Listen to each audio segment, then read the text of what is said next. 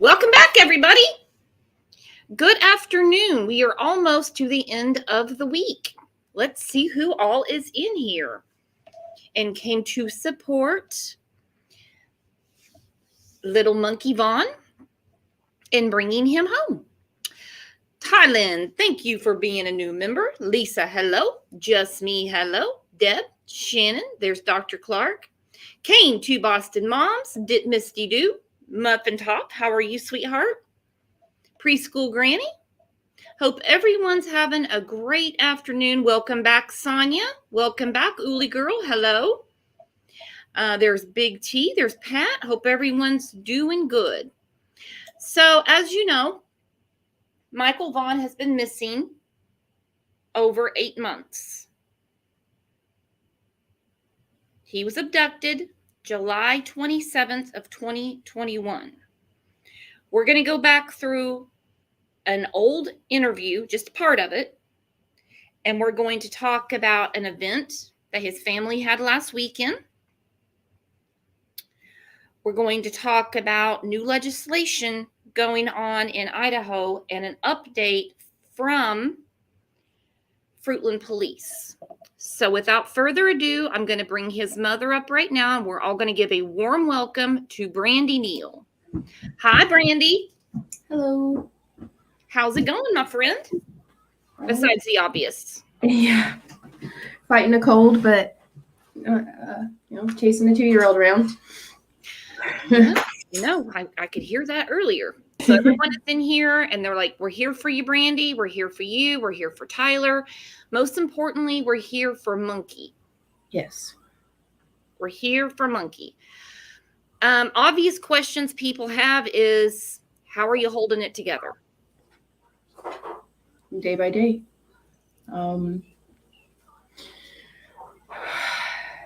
Keeping hope and faith, and we know he's coming home. Law enforcement are working tirelessly, continuously. The FBI, they're following every tip and lead. It's just trying to hold yourself together, pull yourself out of bed every day. Taking care of your other children. Yes. You and Tyler obviously having to support each other. Preschool Granny said he's coming home. He's coming home. He is coming home. Did you bonk your... Sorry.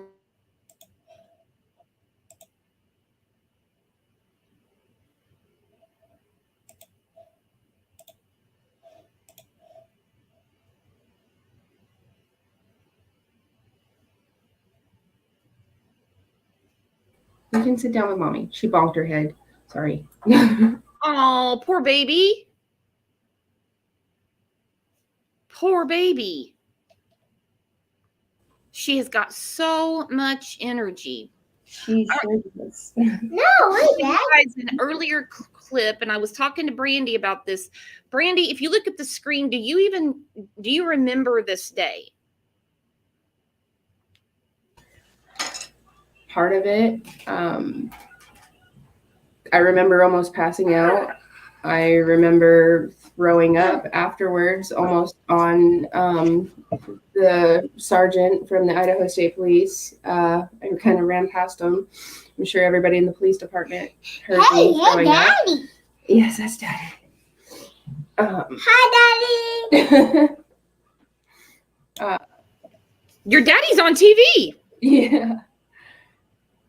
It was being in front of all of those people and standing there. My sister was holding me and Tyler up. Tyler was holding me up. I think at one point I had locked my knees and almost passed out. I remember having a conversation with the CARD team and the Idaho Mountain Search and Rescue. The sergeant, the chief, the detectives, we were having a conversation probably about an hour before this, and then it just kind of went black at that point. because we were talking about this at length about traumatic events and how, I mean, I even told you about, one of mine where, I mean, I saw pictures from the day and I have no recollection of being there. There's a lot of areas that are black. Explaining how those emotions are, like, you're there physically, but you don't feel like you are. If that makes sense. Absolutely makes sense. Stress does insane things to you. Anxiety, trauma. I mean, yeah. That was the first time my sister had just flown in. I hadn't seen her in over 10 years. And she asked if I wanted her right there with me, and I needed her there with me. Okay, I'm just going to play part of it, okay? And if at any time you want me to stop and you say this is too much, or there's something I can't talk about, there's something I've been told I can't talk about, you just tell us, okay? You just let me know, all right?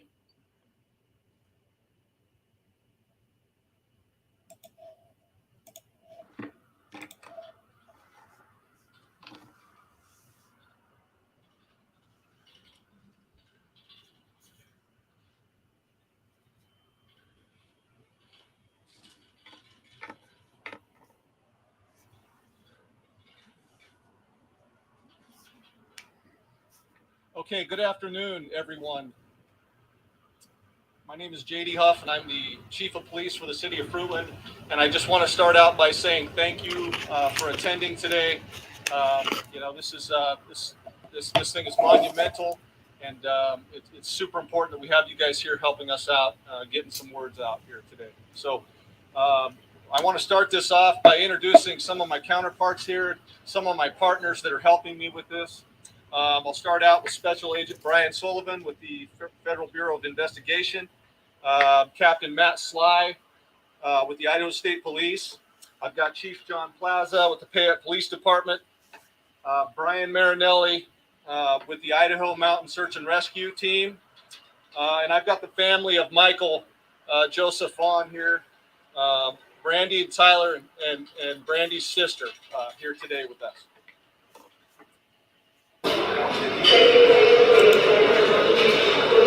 Gotta be kidding me.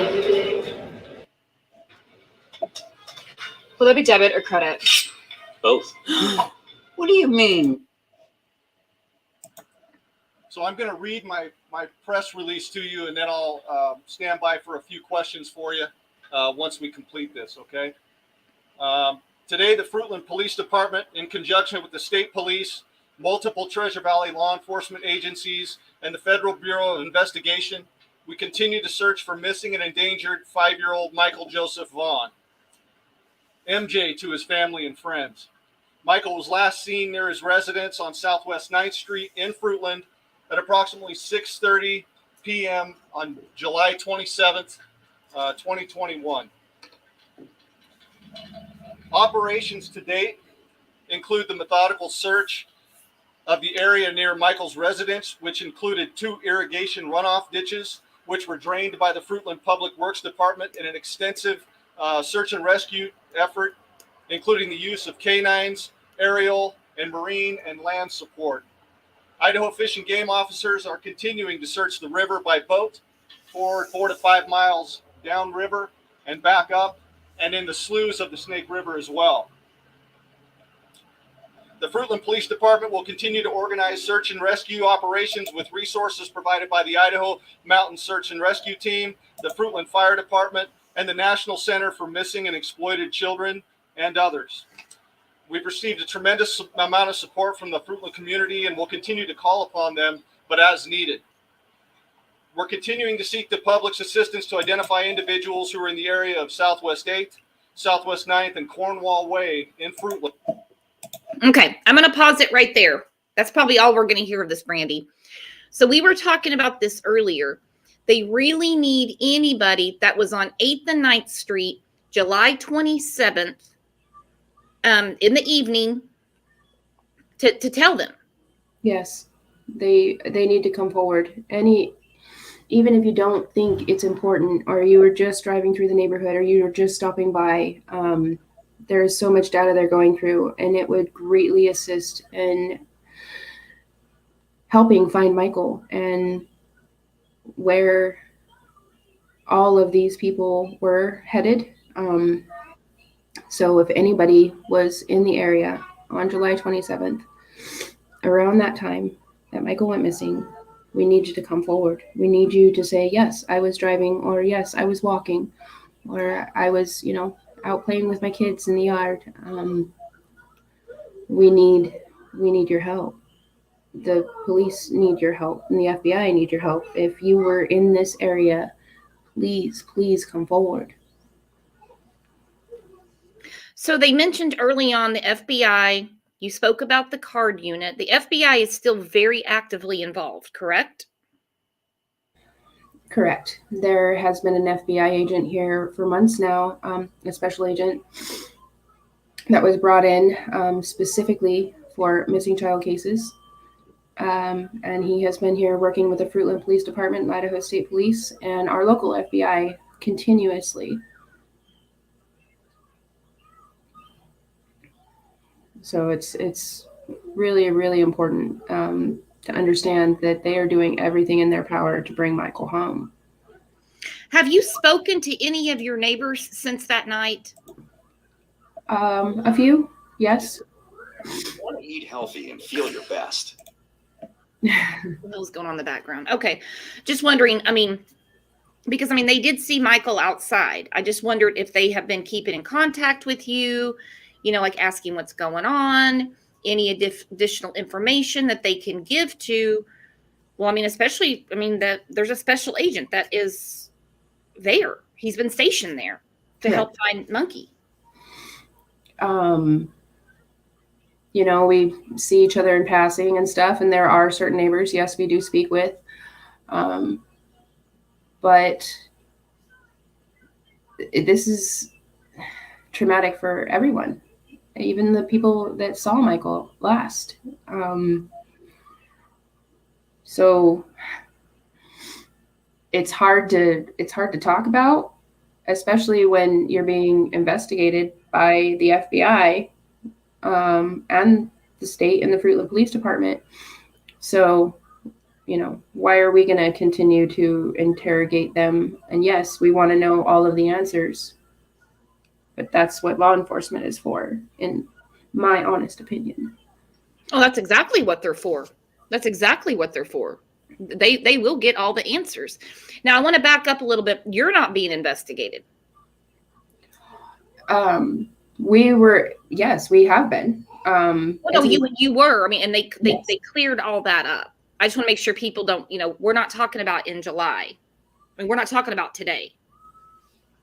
You've been through all that. You've been interviewed. You've been questioned. Yes, we have been thoroughly investigated. Our family, all of our devices have been cloned and everything. There is so much data. We even offered, here, take our smart TVs. Will this help? What else can we give you to help find Michael? What can we do?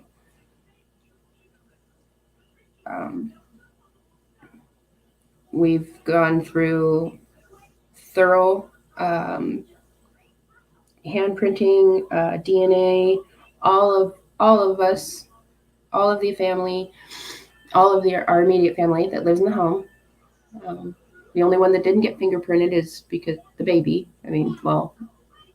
She's a baby. Right. She's a baby. But every possible avenue they are investigating, and they have continuously done and are continuously doing. They're not going to stop until they find Michael. Correct. And you have everything in your body tells you he's coming home. Yes. Now, I know we were talking earlier, and you said that in the spring you guys had planned on buying a house, and you were telling me, no way we're going to do that now, because what if he can't find us? Right. No, we ain't going nowhere until Michael comes home. Nowhere. We'll be right here waiting. I'll be sleeping on the couch. Tyler and I have been actually taking turns sleeping on the couch lately. I even slept on the floor the other night, but it's because I'm getting kind of old. That's okay. That's okay. So this is tough to ask. And if you can't answer, then just say, I can't answer that. In families where children go missing and they suspect the parents, CPS will come and they will remove the children. Has the Child Protective Services in your state made any contact with you at any time to check on your fitness as a mother, Tyler's fitness as a father, or how your other children are being cared for? Never, not once. Never, not once. And I've even spoken with the police because there was a comment that made that if my children were taken away, then I would speak. Well, that's not the case. I spoke with the police and I was like, if you guys, do you believe that, any of our children are in harm or danger? If that was the case, CPS would have been here. So no, we have not been contacted by any of them. And the police and the FBI do not believe that we are unfit parents. No, because CPS would be there if the police believe that you guys are involved. So you stay in constant contact with the police. So does Tyler. You even went to the station yesterday. Yes. Is there anything going on there that you can tell us? And you went there just to check up. You weren't asked to be there. Correct. We just pop in and, hey, how's everybody doing? What's going on? Any updates? Or, if they feel that they have something significant, they call us in or they come here or ask us to come down. I just wanted to drop in after this weekend and, there's been a lot going on and kind of get an update. And I was given a bit of information. So a stranger abduction is very rare. Yes. 1 in 300,000. Wow. And they told me yesterday they believe Michael is that 1 in 300,000. So that was an important piece of information for me and Tyler. Important, but also scared as hell. Yes. How do you handle your other children? I mean, does it make you more hyper vigilant? Yes, very much so. There are brand new locks on every door. Now trackers on kids' cell phones. We didn't give our oldest son a cell phone. The rule was you didn't get one until you were 13, but well, he has one now. So excuse me. I'm doing the same thing. I got a comment on the channel the other day, a lady telling me, she's like, quit talking about your allergies. I'm sick of hearing it. And I'm like, well, I'm going to step it up a notch and talk about it more. I'm actually not going to mute myself when I sneeze or cough for that. So also the police were telling you, I don't know if it was yesterday or another day, that they're getting random phone calls from people that don't even know where Idaho is. Correct. What else do you have to do with your day besides harass the law enforcement? Right. We are fully confident in their abilities and everything that they have been doing and all of the outside resources that they're utilizing to call and harass them because they're not giving out enough information on an ongoing investigation. They are trying to find our son. That it's, in my opinion, it is hindering finding Michael. Yes, we want tips. Yes, we want leads. But if you're calling to say that, oh, because they speak with us on a daily basis, that they're compromised. It takes up their time with this other stuff, this nonsense. Yes. They have to investigate everything. Some nutbags were calling, saying, they want the sheriff to take over. The FBI's involved. Yeah, the FBI has been involved the entire time. Has there ever been a refusal for anyone to help search? No. So there was an offer for somebody wanting to come and get a search party together. I did not say no.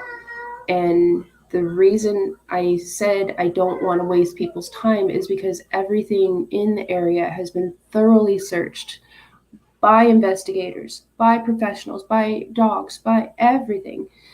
The farmer just plowed the field the other day, and I was out there, and I spoke with him, and I asked him, I was like, I don't want to trespass. Can I walk your field again? And he's like, I see you all the time, and I will never tell you no.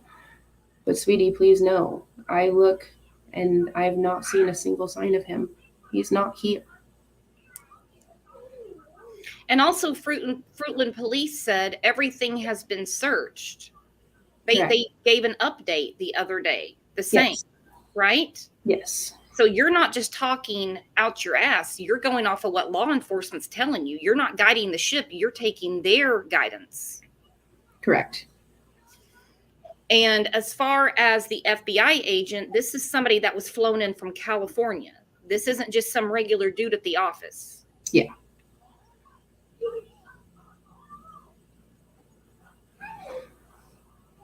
Okay, I'm going to play the update really quick from Fruitland Police, okay? Okay. And anytime you want to jump off, you're getting upset, just let me know, because that is not the intention here. You gotta try Kachava. Kachava is the world. Fruitland Police posted an update on missing 5-year-old Michael Vaughn of Fruitland. They say the reward for Michael's safe return is reactivated until March 31st. It's grown to nearly $53,000. They also said they feel strongly they know who owns the white Honda Pilot they were looking for that was seen leaving the area Michael was last seen in around the same time. Michael went missing nearly 8 months ago. He was last seen around 6:30 p.m. on July 27th near Southwest 9th Street in Fruitland. He's 3 feet 7 inches tall, about 50 pounds, with blonde hair and blue eyes. He was wearing a blue Minecraft sweatshirt and dark blue briefs at the time of his disappearance. Police say they are working with new information from the time frame that will hopefully give them some new leads. They said there is a high probability of abduction in this case.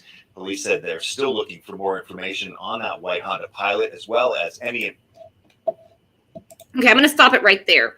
I know there was a lot of back and forth going on about the pilot, the Honda Pilot.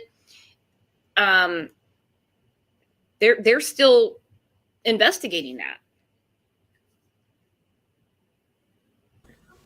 Yes, they are.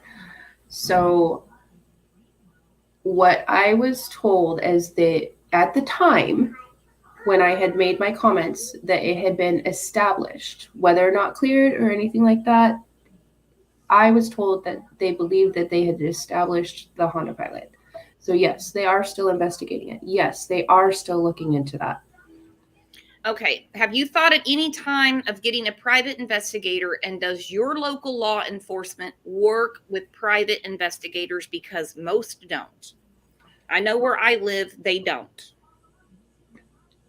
They said that they would. Whatever Tyler and I decided is up to us. And there are things that a private investigator, so the private investigator would investigate our family and our neighbors, which has been thoroughly done by local, state, and the FBI, and is continuously happening. Mm-hmm. So putting the cost out there for a private investigator, we're trying to work and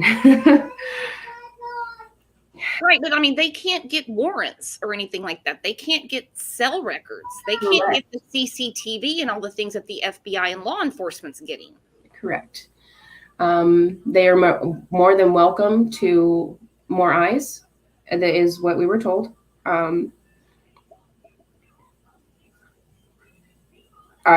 not denying the fact of a private investigator, but like I said, Tyler and I and our family have full faith in our law enforcement, and they're doing everything they possibly can. So we're not opposed to it, but in my opinion, you're going to put a family and, neighbors that are already traumatized because, I guess the question is what they do? What would they do that the FBI can't do? I guess that would be the question. Right. I mean, maybe further slow it down. I don't know. It's happened in other cases where they've gotten a PI and it's come out later where they're like, this slowed everything down. They were making us reinvestigate things we've already investigated.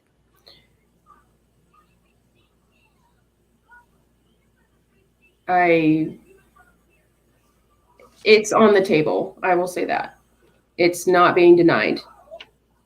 We've looked into a few avenues of some local ones, and we have that option there. So we're not denying it. We're not saying no.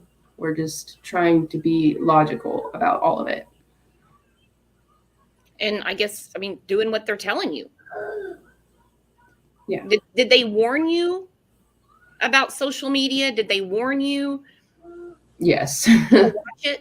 Okay. Yes, they did. A lot of things that have been happening over the past few months. Ransoms and stuff like that. We were warned that the longer this goes on until Michael comes home, it's going to get harder. The more people know about Michael's case and about Michael, it's going to bring out not the kindest of the world. Right. And just to clear it up, no, you're exactly right. Boy, the internet does what the internet does for sure. But just to clear it up, law enforcement has never encouraged you to hire a private investigator. No. They flew in a special agent from California. Correct.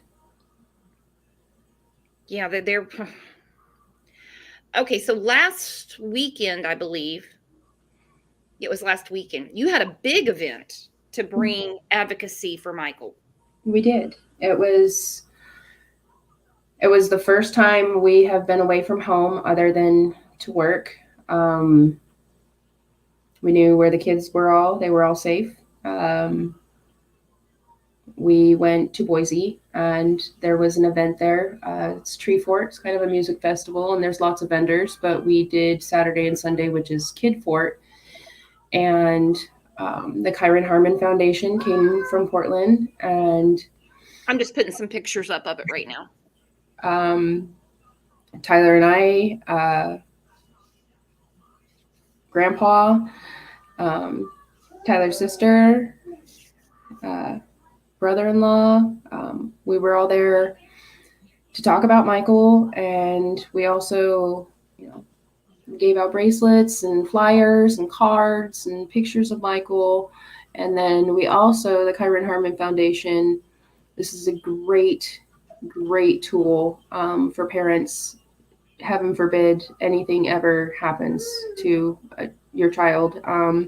They take a picture of them and you have their right thumbprint and their right fingerprint on there, and it's put in a specific way. So heaven forbid if anything ever happened, the police can use that. It doesn't take away from the fingerprint. And on the back of the card is their name, their height, their weight, their eye color, their hair color, basically just an identification card. And you carry that with your persons. There's also many different awareness materials on how to protect, your children online, and just a lot of good information. We did that for 2 days, and it was a lot of positivity. A lot of positivity, and you had to have extra security. Yeah, we did.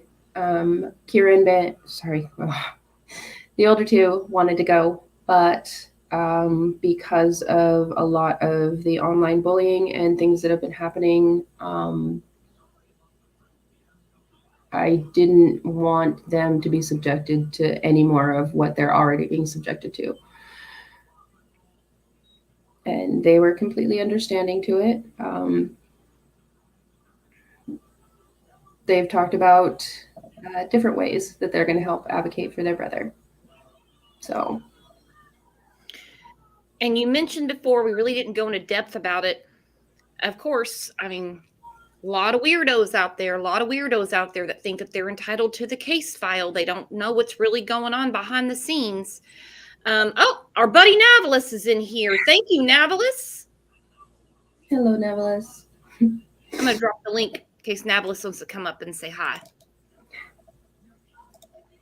People have been sending you ransom notices. Yes. And you're handing those over to the FBI. Always. Oh. I just got one this morning, actually. It was gone through months ago, but this missing persons, it's on IMBD or something like that. The tap dancer, Summer's in there, Michael's in there, Xavier was in there. It just was really odd. Somebody sent that to me this morning and was like, have you seen this? Somebody asked me to send it to you. And I'm like, okay.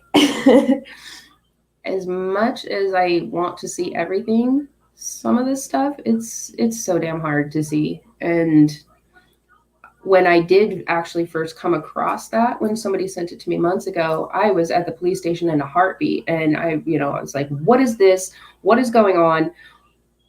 And they had already investigated it. They found who the person was. They had FBI agents at this person's house and, figured out what was going on. It's not credible information. It's somebody taking missing children's stories and making their own stories with it. I'm glad they investigated it though, but they had already been on it by the time I'm freaking out in the police station. They were like, okay, yeah. I'm like, what is this? What is this? And they're like, oh, yeah, we investigated that about 2 months ago. Okay. They don't. So like before you even knew about it, they had already investigated it. Correct. God. I mean, this is your family. These are your children. Yes. Do you know if they have gotten, if you can say it, say it. If you can't, you can't. We understand. Have they gotten cameras back from around the area? They have been pulling CCTV cameras since the night Michael went missing. So yes, they've been going through so much data for months, and it's a lot. And it's a lot. And they know that you guys were out looking for Michael actively. Yes. Where all did you go after you left work? I mean, I'm sure you were in a fog. I mean, you were probably all over the place. Yeah. I still don't even remember. Like I remember getting home. I remember Tyler talking to the police. I remember Dad driving down the dirt road into the cornfield. And then I drove down to the splash pad. and got jumped out. And this is actually all on camera. But then apparently I drove back up into the neighborhood. I was at the end of the neighborhood. I was screaming for Michael. I talked to some neighbors and I went back to the house. But at one point in time, I guess I drove the Jeep back down to the splash pad. I still have no recollection of this. I drove the Jeep to the splash pad, parked it, jumped out. Tyler was coming from a different way through the park, backside through the neighborhoods, up the backside drainage, and we both went separate ways apparently. I still, even after being told this, because I'm like, I have no idea how the Jeep got down there. I have no idea. Probably shouldn't have been driving. But, the detective was like, oh, I can answer that question for you. And answered my question, and I still have no recollection whatsoever. Well, you wouldn't, because you're going through a traumatic event. It's your anxiety. I mean, God, your blood pressure was in your ears. You're trying to find your baby. I remember at one point I was sitting up on the top of 8th. As you come in, there's a cement thing, and I was sitting there and I was just bawling, and there was somebody that stopped and asked, "Are you okay?" And all I could say is, "No, I'm trying to find my baby. I'm trying to find my son." Have you seen a blonde-haired little blue-eyed boy?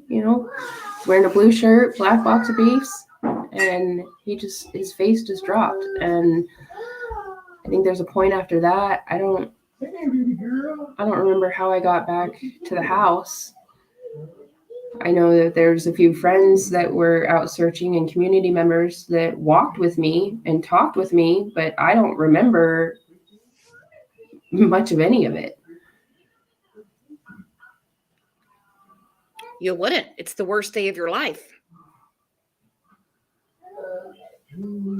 Ray Porter 55. Was Michael seen on camera? Anybody know? They've been pulling CCTV. The CCTV that they have does not have Michael on it as far as I'm aware of, but he had spoken to 3 different neighbors. And I know that hasn't been verified by police, but if you listen to the words, Michael was last seen on 9th Street outside of his home. Those are law enforcement. Are you calling me? Buggy. Is Buggy calling me? Hi, Buggy. Now Buggy's calling me. This will be fun. I can talk to Buggy and you can talk to chat.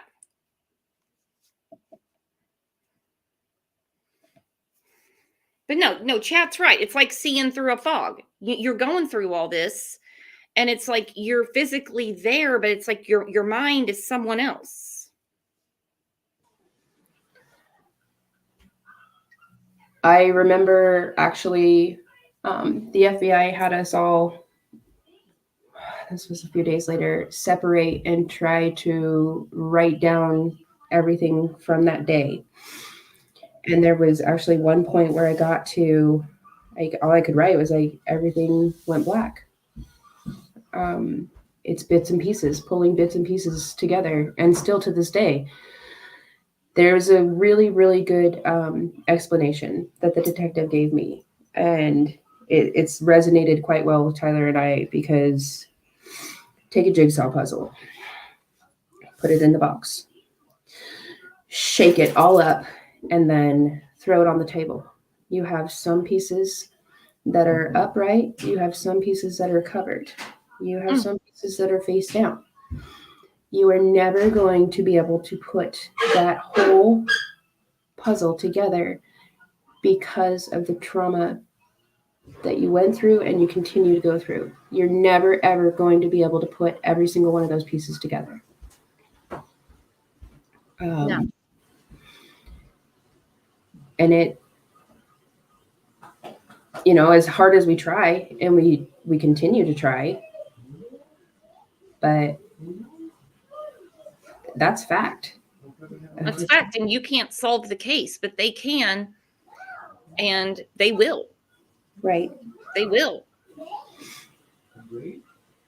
I mean, there's many times, we can all, chat, all of you, have you had a traumatic moment of your life, whether it's going to a parent's funeral, anything, being fired from a job, a car wreck, anything, where you're like, it's like I was physically there, but don't remember everything.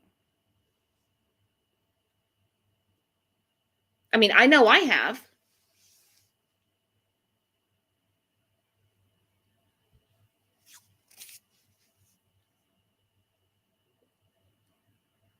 Yeah, very, very traumatic. All right, so there's new legislation in Idaho. A lot of people had an issue with, there wasn't an Amber Alert put out. It's like that in a lot of states. It has to meet a certain criteria. It's like that in the state I live in. I know they're having a fit.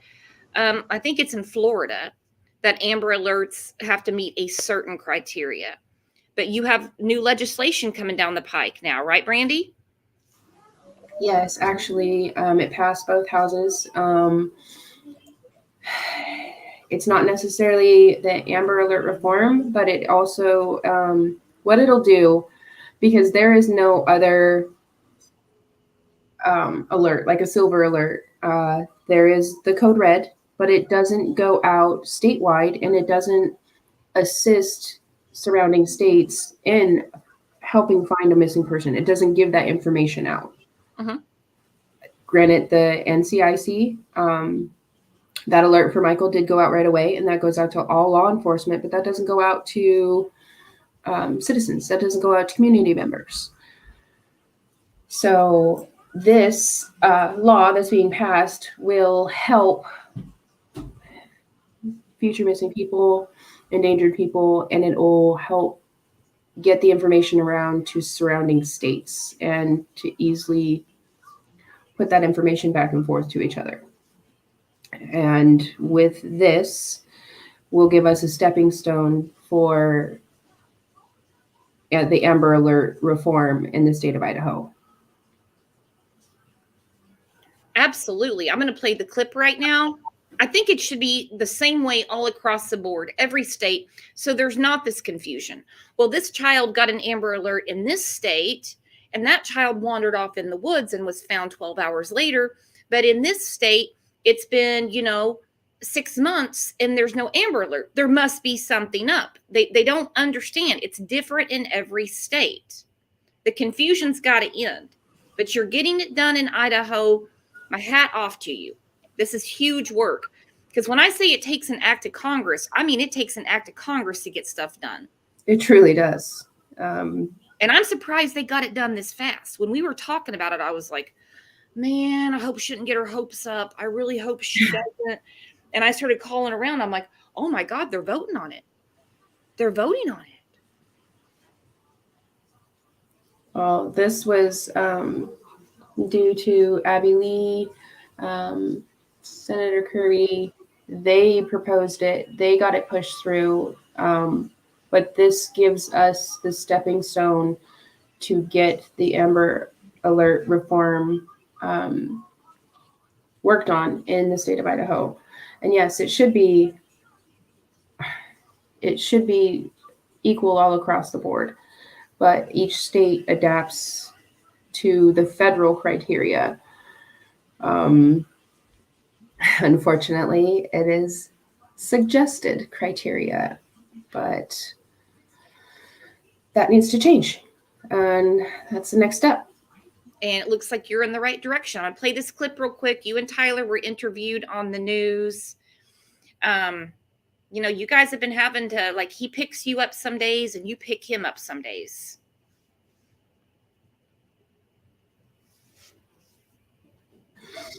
Always.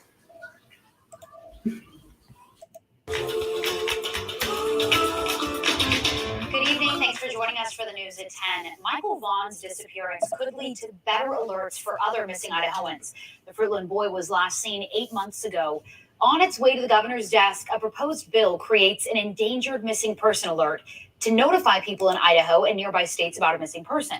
An Amber Alert never went out for Michael Vaughn, a move that drew lots of questions and criticism from a whole lot of community members. Tristan Lewis, who's been following this case since July, brings us a look at this bill. And Tristan, almost immediately after the search began, and even up until last week, people were saying, why was there not an Amber Alert given in this case? Yeah, so I actually spoke with Idaho State Police last July, just right around when Michael disappeared. And they told me point blank, the Amber Alert never went out just because they didn't have enough proof to show that he was abducted, per se. So, like I said, law enforcement did not know if he had been abducted. Officials were able to issue a code red, but it doesn't include all the tools and possible reach an Amber Alert has that they do have. This proposed legislation would create a centralized communication system and work with nearby states to help find missing people. Nearly 8 months after 5-year-old Michael Vaughn disappeared from his home in Fruitland, his parents, Brandi, Neal, and Tyler Vaughn, still question why an Amber Alert was never issued. It could have brought more awareness. It would have alerted the state of Idaho. Got his face out to everyone faster. Back in July, Idaho State Police said Michael did not fit the criteria to be issued an Amber Alert, even with his parents saying Fruitland police were pushing to get one. Law enforcement, especially doing an investigation and have been thoroughly searching, should have that to their discretion. Now, a bill heading to the governor's desk hopes to create the Endangered Missing Person Alert, which will notify people in Idaho and surrounding states of similar situations to Michael. I was shocked to find out that the Amber Alert system is specifically restricted to children who there's a known abduction and there's a vehicle description. Senator Abby Lee of Fruitland, the co-sponsor of the bill. That's what it is in my state. Known abduction and there's a vehicle. And 9 times out of 10, actually I'm going to say 99.9% out of 100, it's always some sort of custodial interference. But that's how it is in my state. So like she said, known abduction and a vehicle associated. Bill says Michael's disappearance shook the entire community. She says an alert like this could have helped Michael's case. We are one of the only states in the Northwest that doesn't have a statewide system. So that means that in Michael's case, we couldn't talk immediately to Oregon. We couldn't share information across borders. And so this now coordinates with all of our neighboring states too, which is so important. For Neal and Vaughn, hearing the news of this bill gets them emotional. I was in tears because it gives hope. And hope is something their family has not lost as they continue to seek answers to where Michael could be. Someone knows something. He's out there somewhere. If you know where Michael is, please know that Michael is loved and missed beyond everything. I also spoke to the agencies involved searching this case. Fruitland Police Chief J.D. Huff says the department is continuing to investigate Michael's disappearance, but he says new leads have slowed down in recent weeks. They also have an FBI agent that has been working out of the Fruitland office over the last few months. And the FBI tells me they have a special agent dedicated to working with Fruitland PD to help find Michael. And Morgan and Brian, both Chief Huff and the FBI, tell me Michael's parents are fully cooperative throughout this whole entire investigation. Tristan, you mentioned earlier you've done a story before on why an Amber Alert wasn't issued right away. She talked about how they need to have a lot of information right up front in order to send that out. Exactly. You got to have the information to believe if a child was abducted. A lot of other details too, just vehicle description as well. So many details like that. But something like this is going to get consolidated, and hopefully we can work with partnering agencies, partnering state agencies, just to get more information out there. All right. It's progress. Tristan Lewis, thank you. It is progress, and it's a great thing. So they answer a lot of questions in that clip about why there was no Amber Alert. Obviously, you and Tyler are fully cooperative, that there's a special agent assigned there. not just like some person that just, they're the one that's assigned to the case. You know what I mean? Yes, exactly. The FBI has been fully involved since day one, that night. And bringing in, somebody to help support them.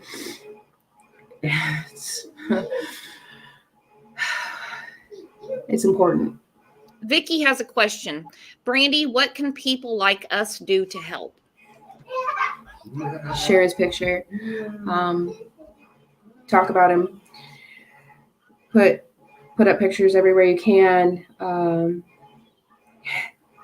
If you know anybody that was in the area, please ask them to come forward.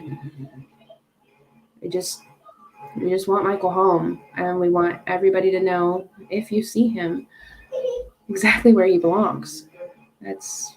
We just need Michael's beautiful face in front of everyone.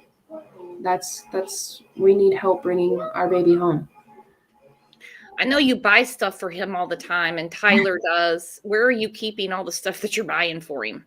Don't give me an address, but Yeah, we have a big file cabinet. A lot of gifts that people have brought for Michael. His Christmas presents from Santa and brother and sisters and family members. They're all kind of tucked away right now because, little miss will open them all up, but they're waiting for him when he gets home. Well, we're going to be here as soon as he gets home. And in the meantime, we're going to keep updating everybody, keeping Michael's name out there, supporting you, supporting Tyler, your children. And you can't satisfy these people that you don't even know. If you had 50 PIs tomorrow, they'd ask you why you don't have 500. Don't worry about that stuff, okay?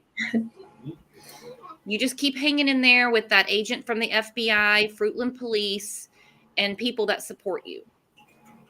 We want people looking for Monkey, not looking at you. Right. That's what's going to bring Monkey home. Yes, that is the number one thing. Michael is... Hey, baby. Getting Michael home is the most important thing.